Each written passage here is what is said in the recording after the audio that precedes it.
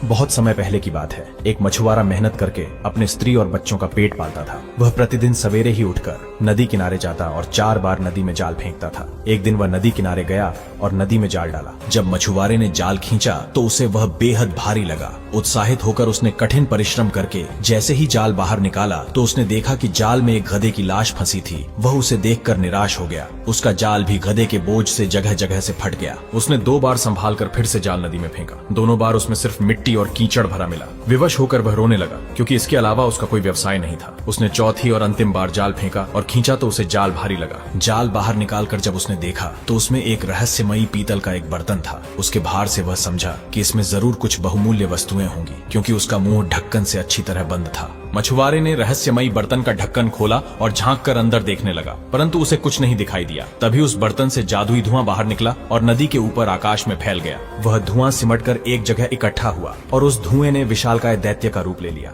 मछुआरा घबराकर भागने लगा, लेकिन उसने सुना कि दैत्य हाथ उठाकर कह रहा है कि हे भगवान, मेरा अपराध क्षमा कीजिए, मैं कभी आपकी आज्ञा का उल्लंघन नहीं करूंगा। इतना सुनते ही मछुआरा अपना डर भूल गया और बोला, अरे भूत, तू क्या बक रहा है? यहाँ कहाँ भगवान है? मुझे बता कि तू कौन है और इस बर्तन में किस प्रकार बंद हो गया। दैत्य ने उसे घृणापूर्वक देखकर कहा, तू बड़ा ही मुंहफट आदमी है, तुम्हारी हिम्मत कैसे हुई मुझे भूत कहने की? मछुआरा बिगड़कर बोला, और कौन है तू? तुझे भूत न कहूं तो क्या कहूं? दैत्य ने कहा, तेरी मृत्यु में अब अधिक समय नहीं है, मेरे हाथों तेरी मृत्यु तय है। मछुआरा घबरा कर बोला, तुम मेरी हत्या क्यों करना चाहते हो? क्या तुम भूल गए कि मैंने ही तुम्हें इस बर्तन से मुक्त किया है? दैत्य ने कहा, मैं तुम्हें अकारण नहीं मार रहा, मैं काफी लंबे समय से इस पौराणिक गागर में कैद हूँ। मैंने प्रण लिया था कि 100 वर्षों के अंदर जो व्यक्ति मुझे निकालेगा उसे मैं इतना धन दे दूंगा कि वह आजीवन सुख से रहेगा, परंतु इस अवधि में मुझे किसी ने बाहर न निकाला। फिर मैंने प्रतिज्ञा ली कि अब 100 वर्ष के अंदर जो मुझे मुक्त करेगा उसे मैं सारे संसार के खजाने दिलवा दूंगा। फिर भी किसी ने मुझे न निकाला। वापस मैंने प्रतिज्ञा ली कि 100 वर्षों की तीसरी अवधि में जो मुझे मुक्त करेगा उसे मैं बहुत बड़ा बादशाह बना दूंगा। जब इस तीसरी अवधि में भी किसी ने मुझे न निकाला तो मुझे बड़ा क्रोध आया और उसी अवस्था में मैंने प्रण लिया कि जो मुझे अब बाहर निकालेगा मैं उसके प्राण ले लूंगा। हाँ, उसके साथ इतनी रियायत करूंगा कि वह जिस प्रकार से मरना चाहेगा मैं उसे उसी प्रकार से मारूंगा। अब चूंकि तूने मुझे बाहर निकाला है, इसीलिए अब तू बता कि तुझे किस प्रकार मारूं। मछुआरा भयभीत हुआ और सोचने लगा कि मैं भलाई करके उसके बदले मृत्यु दंड पा रहा हूँ। मछुआरे ने अंत में अपनी रक्षा का एक उपाय सोचा। वह दैत्य से बोला, मैं समझ गया कि तुम्हारे हाथ से मेरी जान नहीं बच सकती। यदि भगवान की यही इच्छा है तो मैं इसे स्वीकार करता हूँ, लेकिन जब तक मैं अपने मरने का तरीका सोच रहा हूँ तब तक तुम मेरे एक प्रश्न का उत्तर दो। दैत्य ने कहा, पूछ, क्या पूछना चाहता है? मैं तेरे प्रश्न का उत्तर दूंगा। मछुआरे ने कहा, मुझे तुम्हारी किसी भी बात पर विश्वास नहीं होता। तुम इतने विशालकाय प्राणी हो, इतनी छोटी सी गागर में कैसे समा गए? तुम झूठ बोल रहे हो। दैत्य ने कहा, मैं परमेश्वर की सौगंध खाकर कहता हूँ कि मैं इसी में कैद था। मछुआरा बोला, तुम्हारे कसम खाने से क्या होता है? मैं तो तभी मानूंगा जब मैं तुम्हें अपनी आंखों से गागर के अंदर देखूं और उसमें से आती हुई तेरी आवाज सुनूं। इतना सुनते ही दैत्य धुएं के रूप में परिवर्तित हो गया और धीरे धीरे गागर के अंदर जाने लगा। जब बाहर धुएं का नामो निशान न रहा तो गागर के अंदर से दैत्य की आवाज आई, अब तो तुम्हें मालूम हुआ कि मैं झूठ नहीं बोल रहा। मछुआरे ने गागर को मजबूती से बंद कर दिया और बोला, मैं तुझे फिर से इसी नदी में डाल दूंगा और नदी के तट पर झोपड़ी बनाकर रहूंगा। जो भी मछुआरा यहाँ जाल डालने आएगा उसे तुम्हारा सच बता दूंगा, जिसके परिणाम स्वरूप तुम्हें कोई बाहर नहीं निकालेगा और तुम यहीं कैद रहोगे। इतना सुनते ही दैत्य घबरा गया और विनम्रता पूर्वक बोला, मछुआरे भाई, मैं तो केवल परिहास स्वरूप ही तुम्हें मारने की बात कर रहा था। खेद है कि तुमने मेरी बात को सच समझ लिया। अब मुझे बाहर निकाल लो। मछुआरे ने हंसकर कहा, क्यों भाई, जब तुम बाहर थे तब तो खुद को बड़ा शक्तिशाली दैत्य समझकर अकड़ रहे थे। दैत्य ने कहा, भगवान के लिए मुझे नदी में वापस फेंकने का इरादा छोड़ दो। इस प्रकार दैत्य बाहर निकलने के लिए गिड़गिड़ाने लगा। फिर दैत्य बोला, यदि तुम मुझे इस बार छोड़ दो तो मैं तुम्हारे साथ बड़ा उपकार करूंगा। मछुआरा बोला, तू महाधूर्त है, मैं तेरी बात पर कैसे विश्वास करूं? अगर मैंने तुझे छोड़ दिया तो तू इस उपकार का भी मुझे ऐसा ही कुफल देगा जैसा ग्रीक नामी बादशाह ने दिया था। दैत्य ने कहा, कौन था ग्रीक बादशाह? मछुआरे ने कहा, नारंग देश में ग्रीक नामक बादशाह रहता था। बादशाह कुष्ठ रोग से पीड़ित था, जिसके कारण वह बड़े कष्ट में रहता था।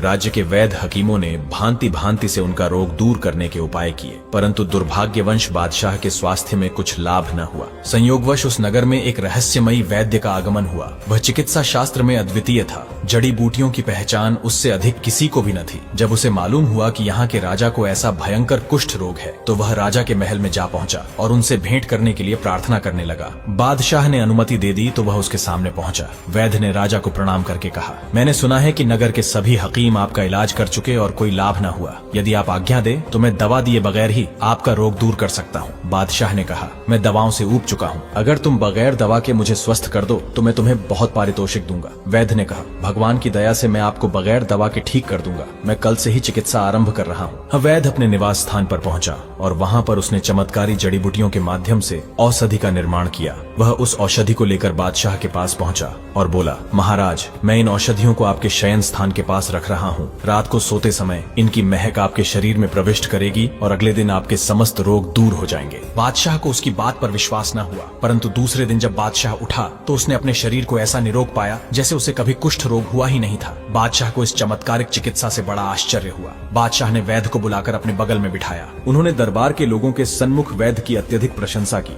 बादशाह ने उसे भोजन कराया और संध्याकालीन दरबार समाप्त होने पर जब दरबारी विदा हो गए तो उन्होंने एक बहुत ही कीमती राजवस्त्र और बहुत सारा धन इनाम में दिए। इसके बाद भी वह दिन प्रतिदिन वैद्य को उपहार देता। बादशाह का मंत्री वैद्य की इस प्रतिष्ठा और उस पर बादशाह की ऐसी अनुकंपा देखकर जल उठा। एक दिन एकांत में मंत्री ने बादशाह से निवेदन किया कि अगर आप अप्रसन्न न हो तो मैं आपसे कुछ कहना चाहता हूँ। बादशाह ने अनुमति दे दी। मंत्री ने कहा कि वैद्य महाधुर्त है, वह आपके शत्रुओं द्वारा भेजा गया है जो आपकी छलपूर्वक हत्या करना चाहता है। बादशाह ने जवाब दिया, मंत्री, तुम्हें हो क्या गया है जो ऐसी निर्मूल बातें कर रहे हो और वैद्य को दोषी ठहरा रहे हो। मंत्री ने कहा, हुजूर, मैं बगैर सोचे समझे यह बात नहीं कह रहा। गुप्तचरों के माध्यम से मुझे पता चला है कि ये व्यक्ति विश्वसनीय नहीं है। बादशाह ने कहा, विद्वानों का कहना है कि सत्पुरुष वही होते हैं जो अपने साथ किए गए किंचित मात्र उपकार को आजीवन न भूलें। उसने तो मुझ पर बहुत बड़ा उपकार किया है। अगर मैं उसे थोड़ा इनाम दे भी रहा हूँ तो तुम उससे जलने क्यों लगे? मंत्री बोला, अगर मेरी बात असत्य निकले तो आप मुझे वैसा ही दंड देना जो एक राजा ने अपने अमात्य को दिया था। अंत में उस अमात्य को मरना ही पड़ा था। बादशाह ने कहा, तुम किसकी बात कर रहे हो? वजीर ने कहा,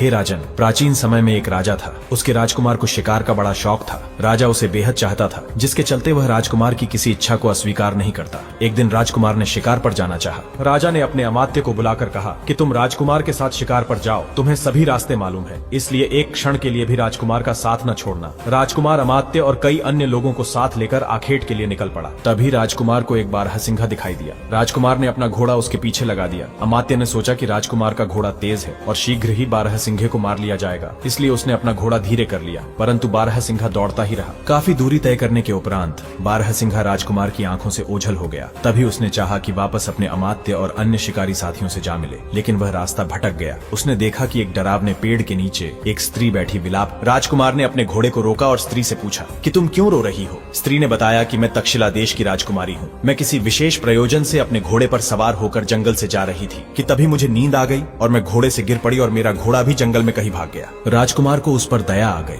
वह उसे अपने साथ लेकर स्त्री की राजधानी की तरफ निकल पड़ा कि तभी एक डरावने वृक्ष के पास पहुंचकर स्त्री ने पुकार कर कहा, बच्चों प्रसन्न हो जाओ, मैं तुम्हारे लिए भोजन लाई हूँ। जवाब में आवाज आई, अम्मा कहाँ है भोजन? हमें जल्दी से दे, हम बहुत भूखे हैं। इतना सुनते ही राजकुमार घबरा गया। वह समझ गया कि यह स्त्री नरभक्षी वनवासियों की जाति की है और मुझे मार खाने के लिए यहाँ धोखे से लाई है। तभी राजकुमार तुरंत घोड़े पर बैठा और भागने ही वाला था कि स्त्री ने देखा शिकार हाथ से जा रहा है। स्त्री पलटकर कहने लगी, तुम परेशान क्यों हो? ये तो तुम्हारे साथ मजाक हो रहा था। तुम्हें सफर की थकान है, आओ थोड़ी देर आराम कर लो। राजकुमार को समझ न आया कि वह स्त्री पर विश्वास करे या न करे। उसने अपने दोनों हाथ उठाकर कहा, हे भगवान, यदि तू सर्वशक्तिमान है तो मुझे इस विपत्ति से बचा और मुझे मेरा मार्ग दिखा। उसके इतना कहते ही नरभक्षी स्त्री जंगल में गायब हो गई और कुछ ही देर में राजकुमार को अपना मार्ग भी मिल गया। वह अपने महल जा पहुंचा और उसने अपने पिता को संपूर्ण वृत्तांत कह सुनाया। राजा इस बात से इतना क्रोधित हुआ कि उसने अमात्य का वध करवा डाला। मंत्री बादशाह को यह किस्सा सुनाकर बोला, मैंने विश्वस्त सूत्रों से मालूम किया है कि वैद्य आपके किसी दुश्मन का जासूस है और उसने इसे यहाँ पर इसलिए भेजा है कि आपको धीरे धीरे मार दे। मंत्री ने बादशाह को इतना बहकाया